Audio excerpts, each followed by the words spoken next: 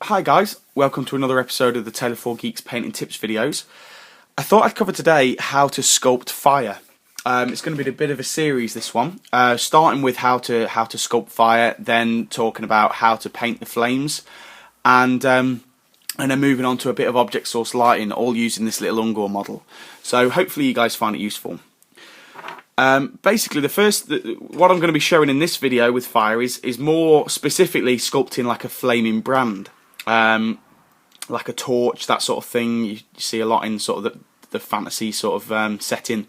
So what I've started with is I've got my model with just a stick, effectively. You could easily just use a pin if you haven't got a spare stick. This is a spear that's been cut down, and I've got a small section of green stuff. So you can see for the amount of, obviously the amount of green stuff you want varies on the size of the flame that you're going to want to be producing, but you'll sort of see as the video goes on what sort of size flame this produces. This is a couple of, let's say 4mm diameter ball of green stuff, so something like that.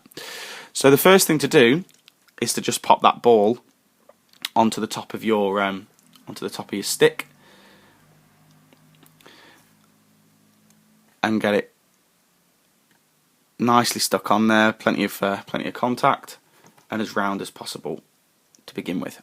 Right, then you want to lick your fingers a little bit, make them a little bit moist, and what we're going to do is tease this green stuff out, starting from the end, and twist as we're teasing it. So you're kind of twisting it into a point.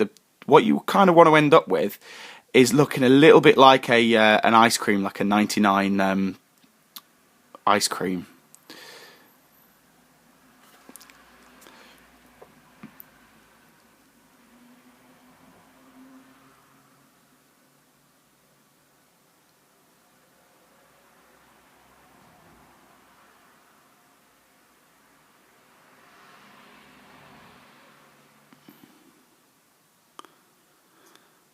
There we go.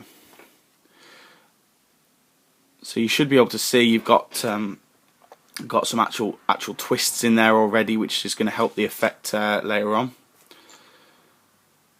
There we go. From that point, then you want to make some kind of teardrop shapes out of green stuff.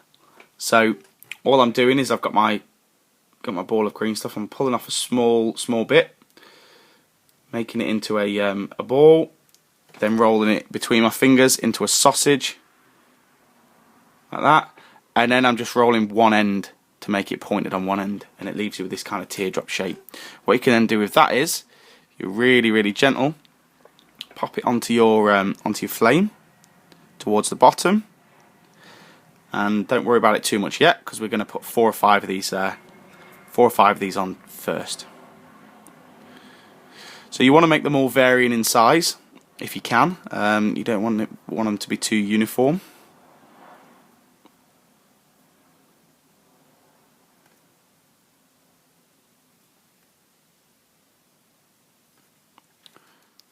Okay, so it's looking a little bit silly at the moment.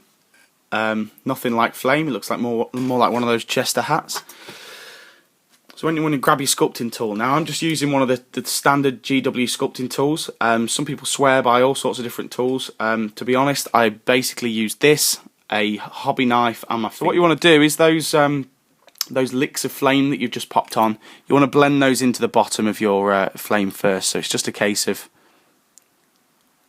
teasing them into the existing mass of green stuff, just so they're actually one piece rather than two. Don't worry about too much where the rest of the tail goes. For now, we'll sort that out in a minute.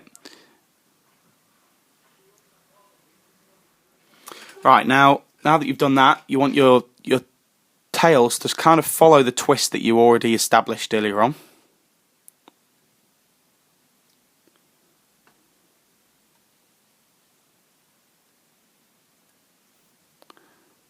There we go. So hopefully from that point it's starting to look a little bit more like a flame. and this is the fun bit where it all comes together. Now what you want to do is wet your tool slightly. I'm just using spit to wet mine. I find that to be the best, to be honest. Vaseline is too slippy and you can't control it as much. Is stick your tool in and just tease up really gently as tiny amounts of green stuff. So you're not just going from the main body of the flame that we built up first. You're going from the kind of licks of flame that we built up afterwards as well. So you're gradually teasing that up, and because we've built the kind of basic body of the flame to begin with anyway, the overall shape should look like a flaming torch in the end.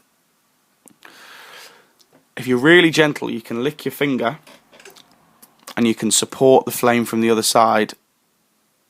You're barely touching it at all, you're just providing something for it to lean against rather than your finger, rather than just thin air.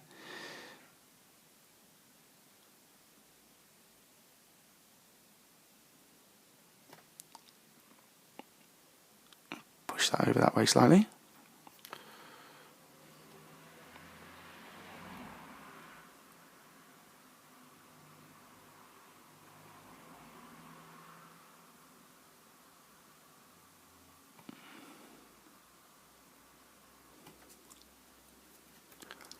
Again, when you get to the top, you're probably going to need to support it from the other side.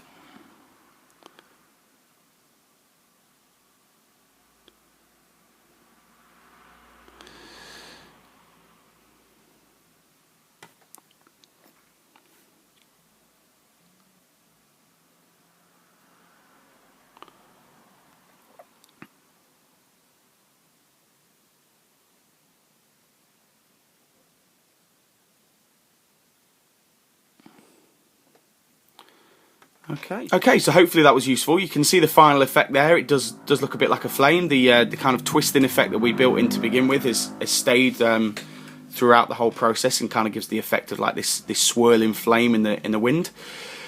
If you have any more questions, please send them over. I'm John_Kerr_T4G on Twitter, and you can email us at tele4geeks@gmail.co.uk, or just check out the website tele4geeks.co.uk. So thanks for listening, and I'll see you next time.